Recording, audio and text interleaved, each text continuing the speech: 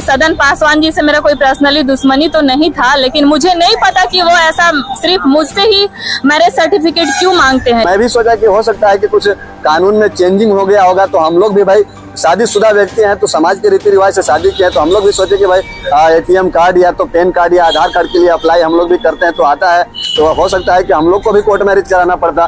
तो इसलिए आज जानकारी भी यहाँ पे आके ले लिए। इस तरह का कोई बात नहीं है, नहीं तो हम भी आज जाके कोर्ट मैरिज अपनी पत्नी के साथ करा ही लेते, उसके बाद ही जो है कि कुछ दस्तावेज के लिए अप्लाई करते। क्योंकि 16-17 साल का मेरे चचेरा भसुर का जो बेटा है, उससे उन्होंने 200 रुपए लिए थे। मैं उनको बताई और उनसे पूछी भी, उन्होंने कहा कि नहीं ऐसा कुछ नहीं है, अपने हस्बैंड का डॉक्यूमेंट लेने के लिए मैरिज सर्टिफिकेट दिखाने की कोई आवश्यकता नहीं है। अभी हम मौजूद है डाल्टनगंज प्रधान डाकघर में मौजूद है, और आप सभी को बता दें कि पलामू जिले के रामगढ़ प्रखंड स्थित रामगढ़ पंचायत का ही एक ऐसा मामला है जिसे सुनकर आप लोग हैरान हो जाएंगे। इससे पहले भी मैंने ग्राउंड जीरो से रिपोर्टिंग करके आप सभी को दिखाने का प्रयास किया कि वहाँ के जो रामगढ़ पंचायत के जो पोस्टमैन है सदन पासवान, उनके द्वारा जो है कि अगर कोई महिला जाती है, यही कहा जाता है कि आप मैरिज सर्टिफिकेट दिखाइए, उसके बाद आपको एटीएम कार्ड दिया जाएगा।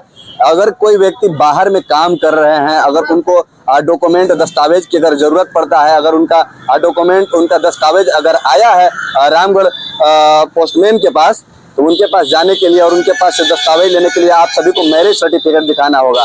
ये बहन जो है कि आज कंप्लेन करने के लिए यहाँ पे आई हुई हैं। आइए इनसे बात करते हैं कि आखिर यहाँ पे मिल करके सर से बात की, आखिर क्या इनको आश्वासन दिया गया।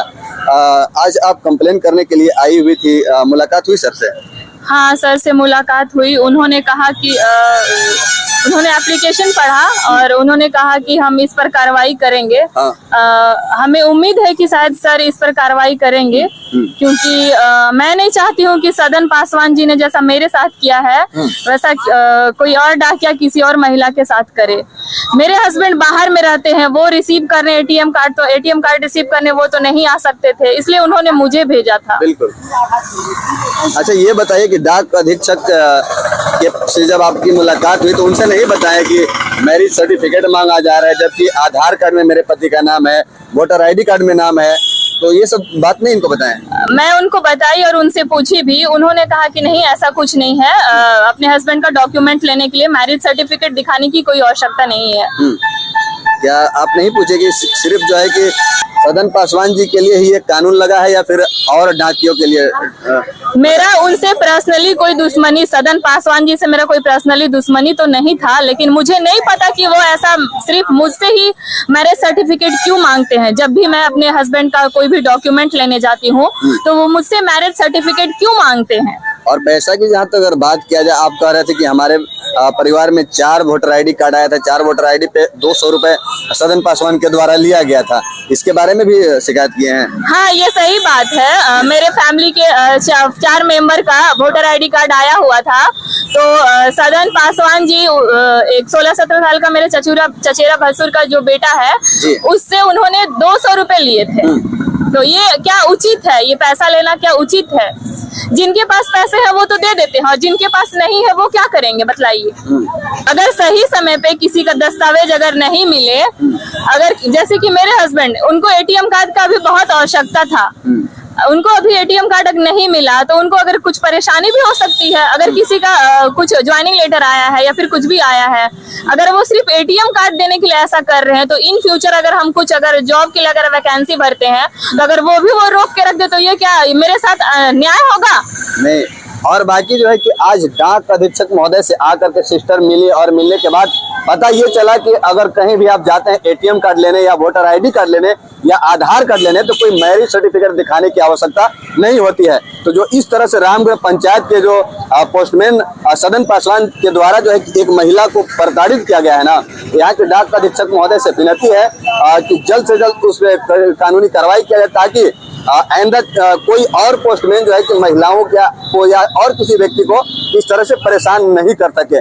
क्योंकि मैंने भी सोचा था, जब पहली बार सिस्टर के द्वारा जो है कि कल मैं इंटरव्यू लिया, तो उस दौरान सिस्टर बोली कि वहाँ पे कोर्ट मैरिज सर्टिफिकेट मांगा जा रहा है, तो मैं भी सोचा कि हो सकता है कि कुछ कानून में चेंजिंग हो गया होगा। तो हम लोग भी भाई शादीशुदा व्यक्ति हैं, तो समाज के रीति रिवाज से शादी किया, तो हम लोग भी सोचे कि भाई एटीएम कार्ड या तो पैन कार्ड या आधार कार्ड के लिए अप्लाई हम लोग भी करते हैं, तो आता है, तो हो सकता है कि हम लोग को भी कोर्ट मैरिज कराना पड़ता। तो इसलिए आज जानकारी भी यहाँ पे आज ले लिए। इस तरह का कोई बात नहीं है, नहीं तो हम भी यहाँ जाके कोर्ट मैरिज अपनी पत्नी के साथ करा ही लेते, उसके बाद ही जो है कि कुछ दस्तावेज के लिए अप्लाई करते। क्योंकि डाक अधीक्षक महोदय से विनती है कि अविलंब इस मामले को संज्ञान में लेते हुए रामगढ़ पंचायत के जो पोस्टमैन सदन पासवान है, इनके ऊपर कड़ी से कड़ी कानूनी कार्रवाई किया जाए। एक एटीएम कार्ड की वजह से इनके पति बाहर में काम कर रहे हैं, क्या जरूरी होगा। बहुत जगहों पे जो है कि दस्तावेजों की जरूरी होती है, तो काफी परेशान है। कई बार चक्कर काटते काटते जो है कि परेशान हो गए, लास्ट में मैरिज सर्टिफिकेट मांगा जाता है। तो हम लोग भी सोचे कि अगर जाते हैं वहाँ पे, अगर पूछते हैं, अगर सर के द्वारा कहा जाता है कि मैरिज सर्टिफिकेट देना बिल्कुल अनिवार्य है, तो करा ही दिया जाए। क्योंकि लोग अपने डॉक्यूमेंट, अपना दस्तावेज तो छोड़ेंगे नहीं, और क्या मांग करेंगे। मैं एक बार फिर से बोलना चाहती हूँ कि ये सदन पासवान जी जो हैं, इन्होंने, ये मेरा दूसरा बार है। पहली बार उन्होंने मेरे हस्बैंड का आधार कार्ड मुझे नहीं दिया। इसके पहले भी सदन पासवान जी मुझे बहुत ज्यादा प्रताड़ित किए हैं मेरे हस्बैंड का, जब मैं आधार कार्ड लेने गई थी। और ये दूसरा बार है। और मैं डाक प्रबंधक पदाधिकारी से मेरी विनम्र विनती है, पुनः विनम्र विनती है कि आप इस पर जल्द से जल्द एक्शन लीजिए।